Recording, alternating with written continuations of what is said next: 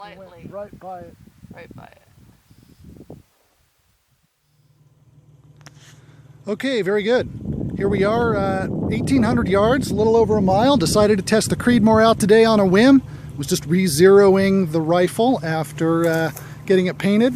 And so I re-zeroed it and I decided, what the heck, I'll put my IPSC out at a mile and see what happens with this prime ammunition. And one impact.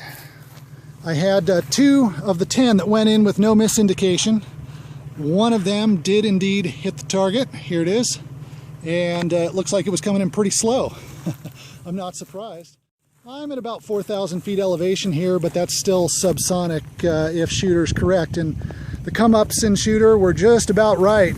It's within, within half or 0.7 mil, just based on an estimate. I'm going to check the GPS coordinates when I get back, but I think it's about 1.03 miles, about 1,800 yards. All right. A good job, Prime, and good job, my buddy Tom, chambering up that Bartline barrel on the Remington.